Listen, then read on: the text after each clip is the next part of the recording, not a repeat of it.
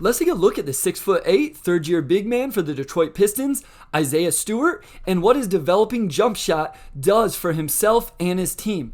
I want to start with the why, and that begins in ball screen and roll situations where he simply isn't that great of a lob threat. Not the perfect possession to highlight it, but some stats to back it up. In his 2-year career, he's only converted 29 lobs.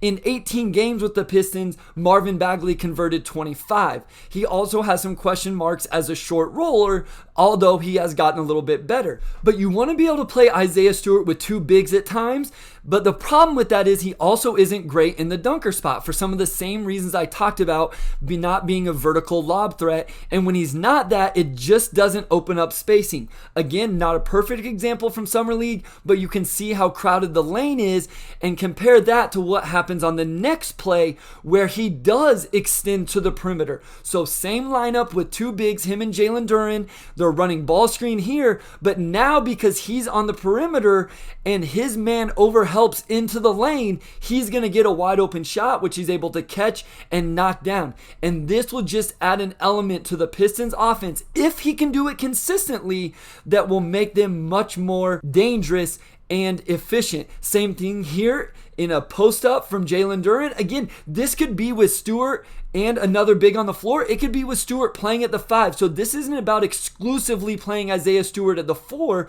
It's just about opening up the offense. His man is helping way off here on Duren, who makes a nice pass. Stewart's able to catch in the weak side wing, step into it, and knock it down. So you can see what this can open up just in terms of spacing and lineups in general. So again, the two big lineup, Duren much better in the dunker spot down here. So we're going to run DHO with Isaiah Stewart, but instead of rolling, again, where he's not quite as good, we're going to see him pop to the perimeter, catch, and knock it down. He shot it well to end last season, and he has shot it well so far in Summer League. Now, with him playing on the perimeter, there are other things he's going to have to get better at. So here he's going to screen.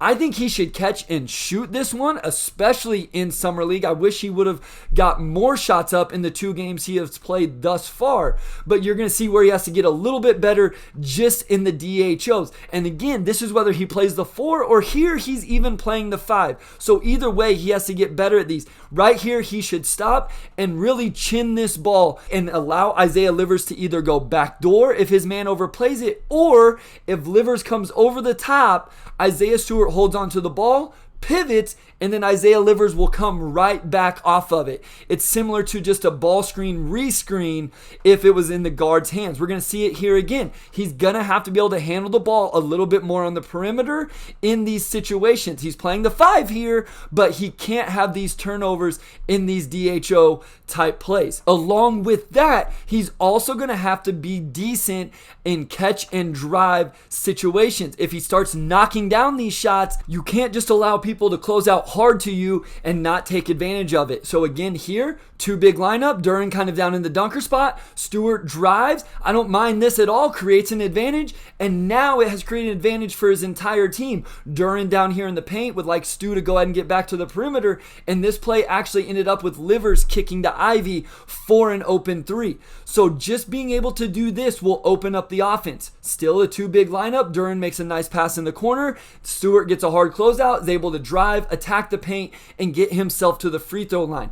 It hasn't been all perfect, so here you're going to see a pick and pop. Again, the 2 bigs letting Duren occupy the paint where he is better. Going to catch. Again, I think he could have shot it over a smaller defender, but not able to attack him. What I like is what I'm going to show on this next possession. So he's going to catch it. Again, I think he could have shot it, so you can still see it's going to develop a little bit of mentality for Isaiah Stewart taking those shots on the perimeter. He drives it, doesn't create an advantage, but here he turns it into a post up, and I absolutely love this.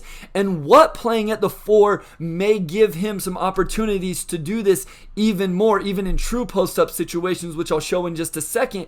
But he turns it into a post up, and then he creates an advantage this way. Gets the double team, he's going to pass out of it, one more pass, and then it ended up being a one more from Charlie Moore to Braxton Key in the corner for a shot. So you can just see the types of things that this can open up within the offense. And then just some things that are gravy on top of that. I don't expect to see this a lot. Here he's playing as the 5. So again, I want to reiterate, it's not just about him playing the 4.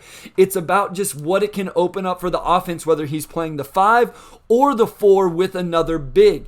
And here they're actually going to run a screen to the corner for him and then shooting it off of movement. Not able to knock it down, but if that's something he starts doing, then he can really put some pressure on opposing teams' bigs.